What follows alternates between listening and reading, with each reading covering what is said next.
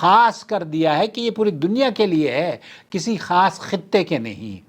اس میں کوئی اختلاف نہیں، عربی جاننے والوں کے لیے کوئی خاص یا انگلش زبان سمجھنے والوں کے لیے کوئی الگ، یا ہندوستان میں بسنے والوں کے لیے کوئی الگ دین نہیں ہے۔ بھائی میں سنجیدہ ہوں، میں بہت پازیٹیو، نہایت ہی سنجیدگی سے ہر صحیح حدیث کو امپلیمنٹ کرنا چاہتا ہوں۔ میں نے ڈاکٹر صاحب سے کہا کہ آپ جب صحیح حدیث کو اپنے لیے تیار کرتے ہیں کہ میں امپلیمنٹ کرنا چاہتا ہوں، تو براہ کرم یہ بھی بتائیے کہ حدیث کی سب سے معتبر کتاب کون سی ہے۔ اللہ تعالیٰ ان کی مدد فرمائے، اور وہ جہاں جائیں اللہ ان کی حفاظت فرمائے اور ان کا اقبال مزید بلند فرمائے۔ میں یہاں اس کے اخیر میں یہ بھی بتانا چاہتا ہوں کہ ڈاکٹر ذاکر نائک اس ترقی یافتہ دور میں کسی تعارف کے محتاج نہیں ہیں۔ اللہ رب العالمین نے انہیں بلا کی قرآن و سنت کی نشر و اشاعت کرنے کی صلاحیت عطا فرمائی ہیں۔ اللہ انہیں نظر بد سے بچائے اور ان کی کاوشوں کو شرف قبول بخشے۔ آپ دیکھ رہے ہیں نو ٹی وی جدہ، اور میں ہوں آپ کا دوست، آپ کا ہوسٹ محمد عاقل، جدہ سے، مملکت سعودی عرب۔ لیکن آج جس ڈاکٹر ذاکر نائک کی میں بات کرنے جا رہا ہوں، یہ وہ ڈاکٹر ذاکر نائک نہیں ہے جو آج آپ اور ہم دیکھتے ہیں۔ اس زمانے میں، یہ 90s کی بات ہے، اور یہ خاص طور پر 96 کا شمارہ میرے ہاتھ میں موجود ہے، البلاغ، اور البلاغ ممبئی سے شائع ہوتا تھا، چونکہ محترم ڈاکٹر ذاکر نائک صاحب کا بھی تعلق ممبئی سے ہے، تو میں نے جب جدہ دعوت سینٹر حی السلامہ میں ان کا پہلا لیکچر جدہ میں ہوا، اس کے بعد ان سے ایک انٹرویو لیا، تفصیلی گفتگو ہوئی، مذہبی تعصب کے بارے میں یا ائمہ کے جو مذاہب ہیں ان کی حیثیت انہوں نے بیان کری۔ اس کو تحریری طور پر میں نے مولانا مختار احمد ندوی رحمۃ اللہ علیہ کو بھیجا، اور انہوں نے اپنے البلاغ میں شائع کیا۔ انہوں نے کیا لکھا میرے مضمون سے پہلے، وہ پہلے میں آپ کی خدمت میں پیش کرنا چاہتا ہوں۔ بطور مدیر مولانا مختار احمد ندوی رحمۃ اللہ علیہ نے لکھا کہ مسلمانوں میں فقہی مذاہب کی تقسیم سے ملت کا جو شیرازہ منتشر ہوا، وہ 1000 کوششوں کے باوجود ختم نہیں ہو سکتا، جس سے مسلمانوں کی مذہبی قوت کمزور ہو گئی۔ ائمہ مجتہدین کی اجتہادی خدمات محض تفقہ فی الدین کے ایک کوشش تھی، جس کا سلسلہ اب بھی ہمارے درمیان جاری اور ساری ہے، اور قیامت تک اجتہاد کا دروازہ کھلا رہے گا، اور علماء اسلام اور راسخین فی العلم عصر حاضر کے تقاضوں کے مطابق کتاب و سنت سے مسائل کا استنباط کرتے رہیں گے۔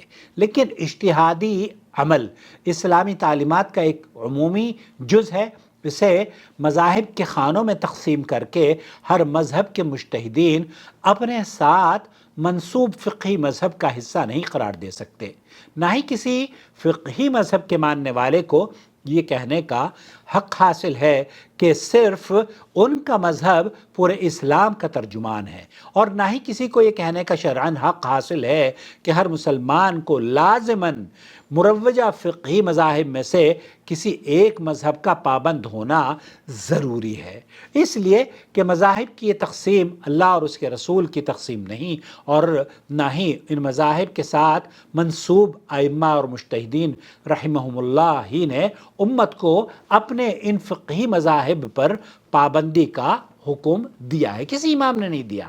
اس لیے امت مسلمہ کا فرض ہے کہ مذاہب کی حد بندیوں سے بلند ہو کر اسلام کامل کی پیروی کریں، اور قرآن اور احادیث صحیحہ کو ہی دین کا اصل ماخذ تسلیم کریں، اور ائمہ اور مجتہدین کے فقہی اجتہادات کو اس شرط پر تسلیم کر لیں کہ اس فقہی ذخیرے میں سے جو قرآن و حدیث کے عین مطابق ہوگا وہ لائق عمل اور واجب الاتباع ہوگا، اور اس کے خلاف اگر ہوگا تو اس کو رد کر دیا جائے گا۔ اور یہی تمام ائمہ مجتہدین نے بھی فرمایا، اور اس فکر پر عمل کرنے سے امت کا دینی اتحاد باقی رہ سکتا ہے۔ انہوں نے لکھا کہ ڈاکٹر ذاکر نائک صاحب کے جتنے لیکچر جدہ میں ہوئے، ان کی جو تقاریر 90s میں جدہ میں ہوئی، اور جو انٹرویو ان سے جناب محمد عاقل صاحب دیوبندی نے لیا، وہ اسلام کی صحیح روح اور ملت اسلامیہ کی اتحاد کی पुख्ता बुनियाद है। जी हाँ, हम डॉक्टर जाकिर नाइक साहब को उनकी हक गोई और जुर्रत बयान पर मुबारकबाद देते हैं। अल्लाह उन्हें मज़ीद इज़्ज़त और तौफ़ीक अता फ़रमाए। अब मैं आपको वो तहरीर सुनाना चाहता हूँ, या वो इंटरव्यू या वो गुफ्तगू जो मेरे और डॉक्टर जाकिर नाइक साहब के दरमियान हुई 1996 में। ये बात जद दावत सेंटर हय सलामा में हुई, और उस ज़माने में जब डॉक्टर साहब यहाँ तशरीफ़ लाते थे तो इतना रश नहीं होता था जितना कि आज होता है, बल्कि खाना खाने के लिए उन्होंने प्लास्टिक की एक ऐसे दस्तरखान बिछ गए, और कब्सा उस रोज़ हम लोगों ने डॉक्टर जाकिर नाइक साहब के साथ बैठकर खाया था। हालांकि इससे उसके बाद भी मुझे कई मरतबा डॉक्टर जाकिर नाइक साहब के साथ खाने का इत्तेफाक हुआ है, और कई मरतबा मुलाकातें भी हुई हैं। उनके बारे में भी मैं आपसे बाद में कहूँगा, उनकी जो तफासिल हैं वो आपकी खिदमत में बाद में पेश करूँगा। लेकिन आज फ़िक़ही मज़ाहिब पर जो ज़रब डॉक्टर जाकिर नाइक साहब ने लगाई थी वो आपकी खिदमत में पेश करना चाहता हूँ, इस उम्मीद पर कि काश तेरे दिल में उतर जाए मेरी बात। मोहतरम डॉक्टर जाकिर नाइक आज के इस तरक्की याफ्ता दौर में किसी तारुफ के मोहताज नहीं। उनकी शख्सियत एक दाई इस्लाम की हैसियत से पूरी दुनिया में मशहूर है, और ये अल्लाह ताला का ख़ास करम और एहसान है कि इस मसरूफ़ तरीन दौर में एक मसरूफ़ तरीन शहर मुंबई से उसने एक शख्स को अपने दीन की खिदमत के लिए चुन लिया है। उलमाए हक़ अल्लाह के फضل करम से हर दौर में रहे हैं और आज भी मौजूद हैं, जो हमेशा कलमाए हक़ लोगों तक पहुँचाते रहे हैं। लेकिन जिस मैदान में डॉक्टर जाकिर नाइक ने अपना मुकाम बनाया है वो बड़ा अहमियत का हामिल है। कुफ़ार तक इस्लाम की सही तरीक़े से तर्जुमानी करना, किस तरीक़े से इस्लाम को कुफ़ार पहुँचाना चाहिए उन तक, और किस खूबसूरती से अपनी बातों को दलील के साथ उनके सामने पेश करना चाहिए, यही डॉक्टर जाकिर नाइक साहब की खासियत है, सलाहियत है और उनका मिशन है। मज़ीद मुआशरे की बुराइयाँ किस तरह से ख़त्म हो सकती हैं और मुस्लिम उम्मत को आज मुंतशिर जो मुख्तलिफ मज़ाहिब में बटी हुई है और मुंतशिर है, एक जगह किस तरीक़े से लाया जा सकता है, ये भी उनके अहदाफ में से एक हदफ है। पिछले दिनों डॉक्टर जाकिर नाइक साहब से मिलने का इत्तेफाक हुआ। डॉक्टर साहब शाबान के महीने में सन 1416 हिजरी के माह में सऊदी अरब के दौरे पर थे। यहाँ जद्दा में जिस वक्त ख़बर मिली कि डॉक्टर जाकिर नाइक साहब का आज लेक्चर है मकतब ताउन दावतुल जालियात फ़ी हय सलामा, जिसमें मैंने तकरीबन 45 साल से ज़्यादा उनके साथ बतौर मुताविन काम किया है। तो जब मुझे हम सबको ये इत्तला मिली तो लोगों की तरह मैं भी उस इदारे की तरफ जो भागा। जिस वक्त मैं पहुंचा तो डॉक्टर जाकिर नाइक साहब का लेक्चर जारी था। खैर, अल्लाह ताला उनके इल्म में इजाफ़ा फरमाए और कुरान और हदीस की दलीलें उनके जहन में भर दे। मैंने देखा कि कुरान करीम की आयत बहुत उम्दा तरीक़े से कोट करते हैं और साथ ही हर आयत का नंबर और उसका तर्जुमा और बाज़ मरतबा तो चैप्टर भी कोट कर देते हैं। डॉक्टर साहब के बेहतरीन लेक्चर के बाद मुंतज़मीन की तरफ से ऐलान हुआ कि अब सवाल जवाब का दौर चलेगा, इसलिए सामईन से दरख्वास्त है कि यहाँ स्टेज पर आकर सवाल पेश करें ताकि साइल अच्छी तरीक़े से सवाल का जवाब सुन सके और डॉक्टर जाकिर नाइक उस को देख कर सही तौर पर समझकर जवाब दे सकें। जैसे ही ऐलान हुआ राक़िब सतूर मैं खड़ा हो गया और मैंने डॉक्टर साहब से सवाल किया। मैं यहाँ ये बताता चलूँ कि मेरे सवाल का जवाब ही मुझे मजबूर कर रहा है कि मैं इन अल्फाज को अलबलाग के क़ारीन तक पहुँचाऊँ और यही जवाब आप तक पहुंचाना चाहता हूं जो कि डॉक्टर जाकिर नाइक ने मुझे उस रोज़ दिया था। उन अल्फाज को अलबलाग के क़ारीन तक पहुंचाया गया और मैंने सवाल के शुरू में डॉक्टर जाकिर नाइक साहब का खैर मकदम करते हुए उनको मुबारकबाद भी दी थी इस अज़ीम शान तकरीर पर। लेकिन मैंने पूछा कि अगर आप इस अज़ीम शान तकरीर सुनने के बाद, ये जो बहुत खूबसूरत लेक्चर आप मुख्तलिफ़ ममालिक में देते हैं, और कोई गैर मुस्लिम इस लेक्चर को सुनने के बाद इस्लाम कबूल करना चाहता हो, तो मैंने उनसे पूछा था कि आप इस अज़ीम शान तकरीर सुनने के बाद, आपकी इस अज़ीम शान तकरीर सुनने के बाद अगर कोई काफिर یا غیر مسلم آپ سے متاثر ہو کر اسلام قبول کرنا چاہے تو برائے کرم مجھے یہ بتائیے کہ اس کافر کو کون سا اسلام پیش کریں گے؟ آپ سے بھی یہی سوال ہے، اگر کوئی کافر آپ کو اس کو دعوت دینی ہو تو آپ کون سے اسلام کی دعوت دیں گے؟ میں نے ان سے پوچھا کہ آپ کون سے اسلام کی دعوت دیں گے، آپ اس کافر کو کس نبی کے پیغام کی دعوت دیں گے؟ اور وہ اسلام جو رسول اکرم صلی اللہ علیہ وسلم نے ابو بکر اور عمر اور دوسرے صحابہ کو پیش کیا تھا، یا وہ اسلام جو اللہ تعالیٰ کے حکم سے ہمارے رسول صلی اللہ علیہ وسلم کفار مکہ کو پیش کرتے رہے، یا وہ اسلام جو آج کل ہمارے اور آپ سب کی زندگیوں میں رچ بس چکا ہے اور جسے ہم مذاہب کے نام پہ جانتے ہیں، آپ حنفی، شافعی، مالکی، حنبلی، دیوبندی، بریلوی وغیرہ وغیرہ۔ آپ ڈاکٹر صاحب اسے ابو بکر بنانا چاہیں گے؟ ایک آدمی اگر مسلمان ہونا چاہے گا تو آپ اس کو کیا بنانا چاہیں گے؟ ابو بکر بنانا چاہیں گے یا اس دور کے عالم عام آدمی کو مسلمان کی طرح حنفی، شافعی، مالکی، حنبلی اور دیوبندی اور بریلوی بنائیں گے؟ میں نے مزید اپنے سوال کی وجہ بھی بتائی کہ میں یہ سوال اس لیے کر رہا ہوں کیونکہ اسی مکتب میں ایک پنڈت، جہاں یہ لیکچر ہو رہا تھا وہاں ایک پنڈت مسلمان ہوا کچھ ماہ قبل، لیکن اس کے اسلام قبول کرنے کے بعد اس سے سادہ انسان کو لوگوں نے پریشان کر دیا اور ہندوستانی اسے حنفی بنانے لگے اور سوڈانی اسے شافعی بنانے لگے، کیونکہ وہ ایک ایسی جگہ میں رہتا ہے جہاں پر مختلف مذاہب کے ماننے والے مقیم ہیں۔ اس لیے مسلمان کا جواب تو جو کہ انہوں نے دیا تھا وہ تو بعد میں آپ کو بتاؤں گا۔ تو بہرحال ڈاکٹر صاحب اسٹیج پر عام طور پر جیسے آتے ہیں وہ آئے، تشریف لائے، اور انہوں نے آ کر اس سے پہلے کہ میرے سوال کا جواب دیں انہوں نے فرمایا یہ بہت اہم ترین سوال ہے جو آج مجھ سے پوچھا گیا ہے۔ دیکھیے، اسلام اللہ تعالیٰ نے اس دنیا میں بسنے والے تمام لوگوں کے لیے یکساں اتارا ہے، یعنی کہ اس کو اللہ رب العالمین نے پوری دنیا کے لیے خاص کر دیا ہے کہ یہ پوری دنیا کے لیے ہے، کسی خاص خطے کے نہیں۔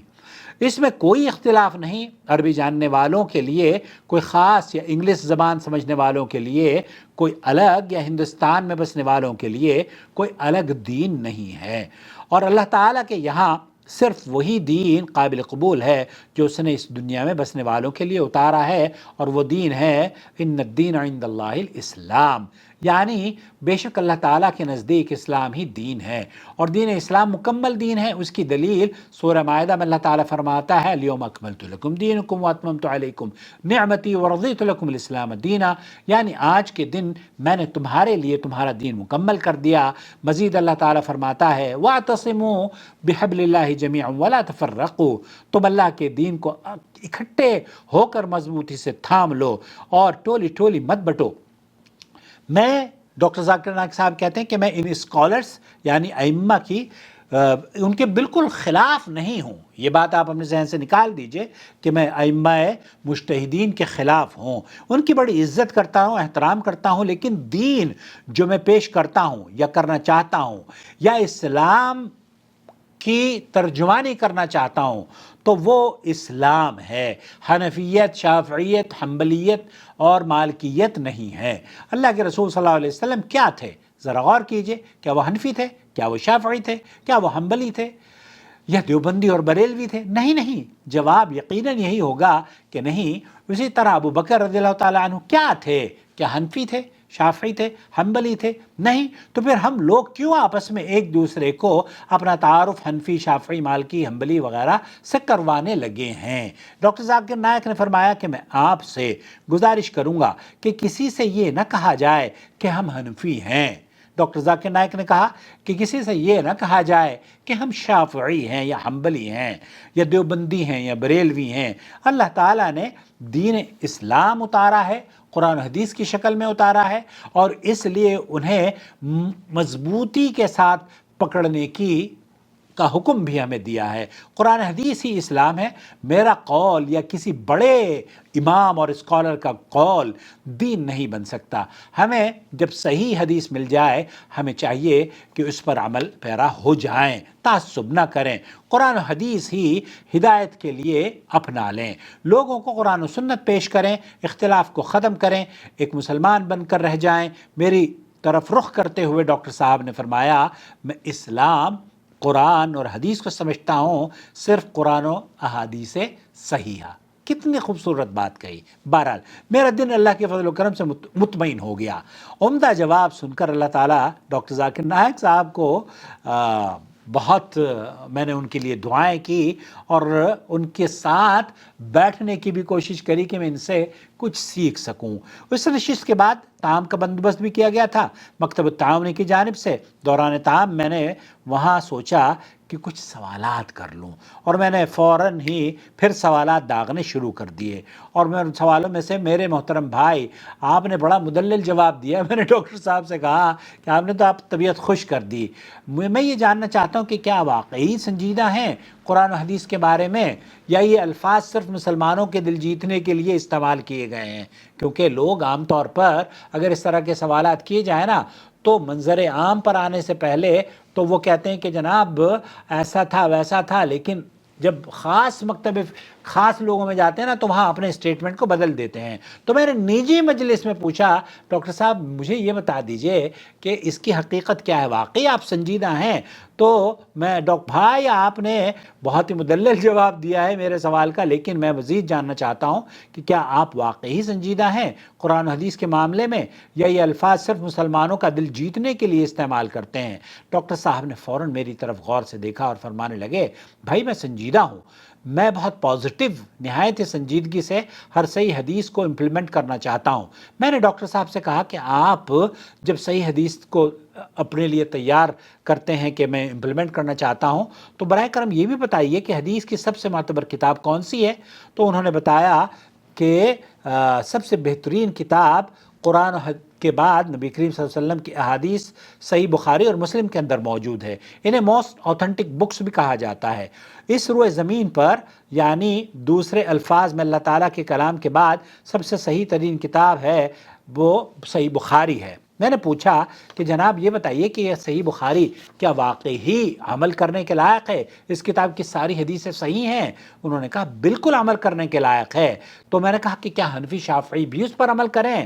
تو ڈاکٹر صاحب نے کہا حنفی شافعی بھی کریں، لیکن یہ سوال کیا ہو گیا؟ لا حول ولا قوت الا باللہ۔ ڈاکٹر صاحب نے کہا کیا واقعی حنفی شافعی کوئی عمل نہیں کرتے؟ تو ڈاکٹر صاحب نے کہا لا حول ولا قوت الا باللہ، بالکل نہیں، ساری حدیثیں عمل کے لیے ہیں۔ میں نے مزید پوچھ ہی ڈالا کہ بھائی میرا تعلق دیوبند سے ہے، جیسے کہ مولانا مختار احمد ندوی رحمۃ اللہ علیہ نے لکھا، میں دیوبند کا رہنے والا ہوں۔ میں اس میں رفع دین کی حدیثیں دیکھتا ہوں بخاری اور مسلم میں، اور کیا دیوبند کی طرح یا دیوبند کی طرح نماز ادا کرنی چاہیے یا بخاری اور مسلم کی طرح سے نماز میں رفع دین کرنا چاہیے؟ فرمانے لگے نہیں، بالکل نہیں، رفع دین اللہ کے رسول صلی اللہ علیہ وسلم سے صحیح سند سے ثابت ہے، اس لیے اسے چھوڑنا ناممکن ہے۔ یہ ڈاکٹر ذاکر نائک نے مجھ سے کہا کہ رفع دین کرنا نبی کریم صلی اللہ علیہ وسلم کی سنت ہے اور اسے چھوڑنا نہیں چاہیے۔ فرمانے لگے نہیں، بالکل نہیں، رفع دین تو اللہ کے رسول صلی اللہ علیہ وسلم کی سنت سے ثابت ہے، اس لیے اسے چھوڑنا ناممکن ہے۔ اسی طرح جو لوگ سورہ فاتحہ نماز میں امام کے پیچھے پڑھنے کے قائل نہیں ہیں، آپ کیا فرماتے ہیں؟ یہ میرا اگلا سوال تھا۔ میں نے بھی یہ سارے سوال اسی طرح کے جمع کر رکھے تھے، میں بتاؤں آپ کو۔ تو میں نے مزید پوچھا، فرمانے لگے اس کے بغیر نماز نہیں ہوتی۔ خیر میری خاصی دیر شیخ ذاکر نائک صاحب سے گفتگو ہوئی، انہیں اللہ تعالیٰ جزائے خیر عطا فرمائے۔ اس کے بعد میں نے انہیں مسجد میں نماز پڑھتے ہوئے بھی دیکھا، مسجد شعیبی میں، اس زمانے میں شیخ عبداللہ بسفر ہوا کرتے تھے، تو ان کے پیچھے ہم نے نماز پڑھی، اور الحمدللہ انہوں نے رکوع میں جاتے وقت، رکوع سے سر اٹھاتے وقت رفع دین بھی کیا اور ہاتھ سینے پر باندھے۔ میں اللہ تعالیٰ سے دعا کرتا ہوں کہ ڈاکٹر ذاکر نائک کو قرآن و سنت کی صحیح خدمت کرنے کی توفیق عطا فرمائے، اور اسی طرح سے حق بات لوگوں تک پہنچانے میں اللہ تعالیٰ ان کی مدد فرمائے، اور وہ جہاں جائیں اللہ ان کی حفاظت فرمائے اور ان کا اقبال مزید بلند فرمائے۔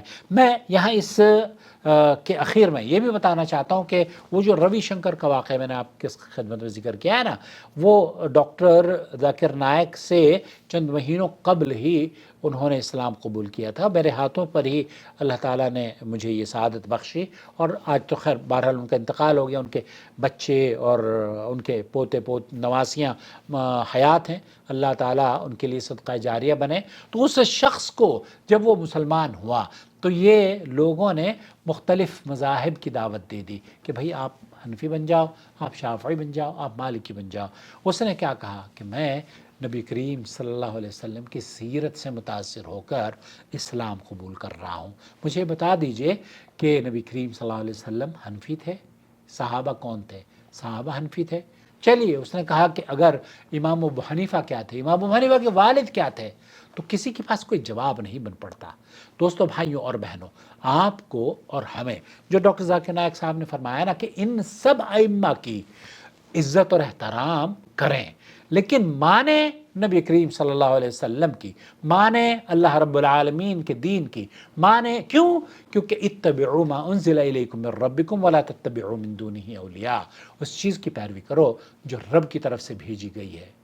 اور رب کی طرف سے یہ مذاہب نہیں بھیجے گئے، یہ مذاہب تو 200-250 سال نبی کریم صلی اللہ علیہ وسلم کی وفات کے بعد جب دین مکمل ہو گیا، اس کے بعد مروج لکھے گئے ہیں باقاعدہ طور پر۔ اگر آپ کسی سے پوچھیں نا کہ حنفی مذہب کو کتنے سال ہو گئے، تو نبی کریم صلی اللہ علیہ وسلم تک نہیں پہنچائے گا وہ، بلکہ وہ کہے گا حنفی مذہب تو یہ امام محمد یا ان کے بعد لکھا گیا ہے۔ تو اس کا مطلب یہ ہوا کہ 100-200 سال تک کوئی مذہب بنا نہیں تھا، صرف دین تھا۔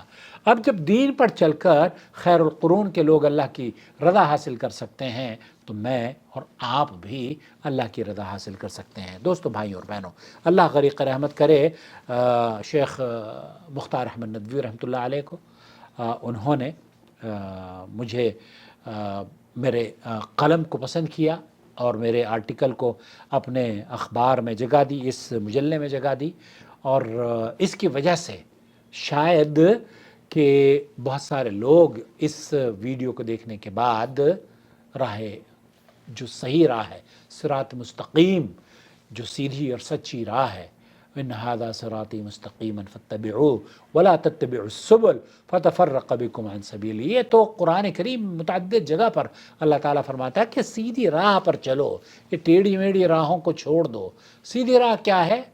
اللہ اور اس کے رسول صلی اللہ علیہ وسلم کی راہ۔ اللہ تعالیٰ مجھے اور آپ کو چلنے کی توفیق بخشے، اور ڈاکٹر ذاکر نائک کی جہاں بھی وہ رہیں امن اور سلامتی عطا فرمائے، اور اللہ تعالیٰ ان کے دشمنوں کو اللہ رب العالمین انہی کے ہاتھوں راہ ہدایت عطا فرما دے، اور انہی کے ہاتھوں کلمہ پڑھنا نصیب فرما دے۔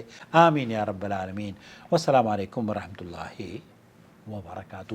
آپ کو براہ کرم مجھے بتائیے گا کہ یہ مختصر تو نہیں ہے، یہ ویڈیو کیسی لگی؟ یہ انٹرویو ہے، ایک کاوش ہے اپنے پیغام کو آپ تک پہنچانے کی، اور آپ کے توسط سے دوسروں تک اس قرآن و سنت کی دعوت کو عام کرنے کی۔ وما أرسلنا من قبلك إلا رجالا نوحي إليهم فاسألوا أهل الذكر إن كنتم لا تعلمون بالبينات والزبر وأنزلنا إليك الذكر لتبين للناس ما نزل إليهم ولعلهم يتفكرون